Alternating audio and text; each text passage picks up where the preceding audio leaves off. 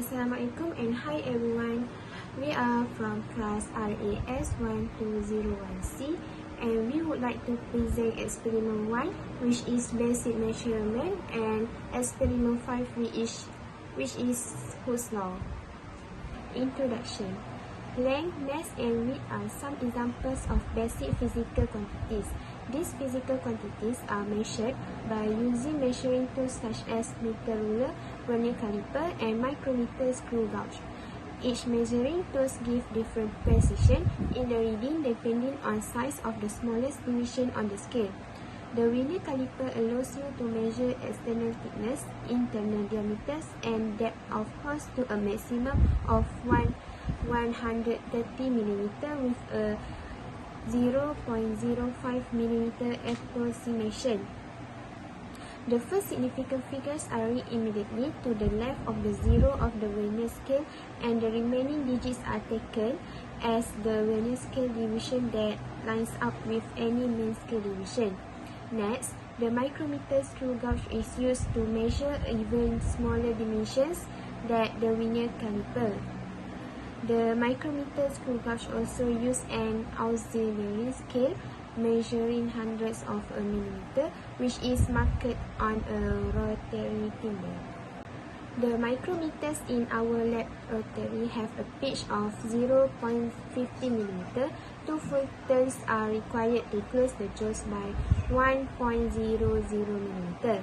The rotating thimble is subdivided into 50 equal divisions and passed through a frame that carries a millimeter scale graduated to 0.5 mm.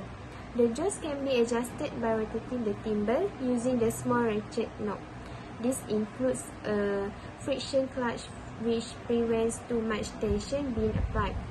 The thimble must be rotated through 2 revolutions to open the jaws by 1 mm. The object is placed between the jaws and the thimble is rotated using the ratchet until the object is secure. The manufacturer recommends 3 clicks of the ratchet before taking the reading. The lock may be used to ensure that the thimble does not rotate while you take reading. Next, here is the objective. There are 2 objectives. Firstly, to determine the volume and density of ball bearing. Second, to determine the volume and density of glass block. There are the apparatus, which is vernier caliper, micrometer screw gauge, weighting scales, ball bearing, and glass block. Okay, for procedure, A. Micrometer screw gauge. First, the zero error was determined. The diameter of the ball bearing was measured. The ratchet knob was turned until a click sound was heard. Step 2 was repeated at least 3 times at different positions of the ball bearing, and then all the data was recorded. 5. The actual diameter reading was calculated, and the zero error that was obtained earlier was taken into consideration. And 6. The weight of the ball bearing was determined, and last, the density of the ball bearing was calculated. Next, this procedure vernier caliper. First, count the whole number of small divisions on the fixed part of the caliper that are to the left zero mark on the vernier. This gives you the size of the object to the nearest number of whole millimeters. Second, find the first mark on the vernier that line up with one of the marks on the fixed part of the caliper. The value of the mark on the vernier can tells you how many fractions of a millimeter are needed to complete the estimate of the size of the object. Third, determine the zero error of the vernier caliper. Then measure the length, width, and thickness of the glass block by using the vernier caliper. Next, repeat step 2 at least 3 times at the different position of the glass block. Then record all your data in a suitable table. Then calculate the actual measurement by taking into consideration the zero error obtained early. Then determine the weight of the glass block, and lastly calculate the density of the glass block. This is the result for this experiment. This is for ball bearing. The difference between observed reading and true reading is, true reading is the result from observed reading. minus with zero error, which one is negative 0.03. This is the result for glass block. There are no difference between observed reading and true reading because we got the zero error is 0 cm. So for the analysis question 1, we need to find volume and uncertainties for ball bearing and glass block. For ball bearing, the volume is 0.0343 plus minus with uncertainty 0.0010 meter cube. And for the glass block, the volume is 0.98412 plus minus with uncertainty 0.0295. This is question 2. We need to find the density and uncertainty for ball bearing and glass block. For ball bearing, the density is 119282.05 plus minus with the uncertainty 2385.64. For glass block is the density is 2446.86 plus minus with uncertainty 48.9372 kg per meter cube. Next discussion. During the experiment, we can acknowledge the importance of dimensional analysis in ensuring consistency and accuracy in measurements. Based on the results, we obtained the measurements of glass block by using vernier caliper and micrometer screw gauge. From vernier caliper, it was determined that it has 0 cm zero error. Volume of glass block can be calculated by using V equals to L times W times H, which the answer is 0.98412 meter, and uncertainties of glass block can be determined by using this formula. Meanwhile, the measurement of ball bearing that was determined by using micrometer screw gauge has minus 0.03 mm zero error. Any source of error could be from the parallax error because of the eyes of the observer need to be parallel with the scale. Volume of the ball bearing can be calculated by using this formula, with the radius 0.008195 meter, which the final answer that we got 0.0343 millimeter cube. Conclusion. At the end of this experiment, the objective were achieved. Based on the results that we were gained, the volume of the ball bearing was 0.0343 meter cube, and the density of ball bearing was 0.0010 meter cube, while the uncertainty value of the volume ball bearing was 119282.05 kg per meter cube, and the uncertainty value of density was 2385.64 kg meter cube.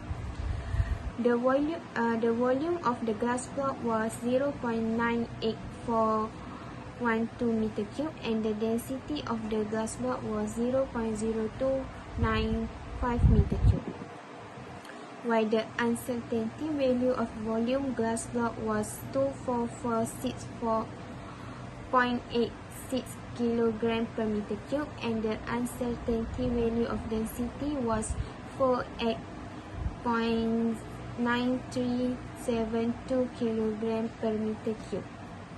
Next, we move to experiment 5, Hooke's law.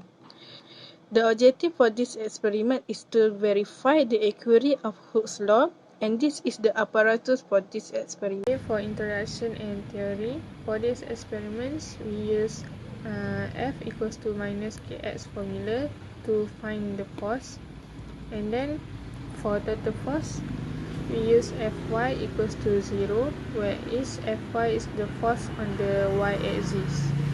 Okay, this is our results. For these experiments, our scale reading was 0.182 meter. Okay, for analysis, first we have to plot a graph extension F against the extension X, and then we have to find the gradient. which we got 29.5, and the gradient represents the measure of the steepness of a straight line. Okay, for number 2, how much work done in stretching the spring through 0.20 meter? Find this from the graph. From our graph, we got 0.59 Newton, and our answer is 0.0118 Joule. And for number 3, how much energy stored in the spring when it is extended to 0.20 meter? Our answer is 0.0118 Joule, same as number 2. And number 4, describe any errors that may have occurred during the experiment. Any errors that may occur during this experiment was because of the eyes of the observer need to be parallel with the scale. And number 5, what can you describe from your result about the relationship between the extension of a spring and the force causing extension? Our answer is the extension of a spring is directly proportional to the force causing extension. Discussion. Hooke's law states that the strength of the material is proportional to the applied stress within the elastic limit of the material. When the elastic materials are stretched, the atoms and molecules deform until stress is applied, and when the stress is removed, they return to their initial state. From our data for the experiment, Hooke's law has been verified. As we can see, the mass and the length are proportional to each other. If the mass increases, the length will also increases. Same when the mass decreases, the length will also decreases. Before we started to measure the spring with load, the original length of scale reading without load has been measured, which is 0.182 meter. Then we measured the spring using the mass of 0.01 kg, 0.02 kg, 0.03 kg, 0.04 kg, 0.05 kg, and 0.06 kg. The weight of loaded mass and hanger WN were calculated using formula W equal to mg, where m is the mass and g due to gravity, which is 9.81 meter second. So, from this experiment, we can conclude that there is a linear relationship between the amount of stress or compression in the spring and the force exerted on the spring. A spring that hangs vertically will elongate wherever a weight is applied to it. The graph shows the linear relationship between extension F and extension X. The slope giving the spring control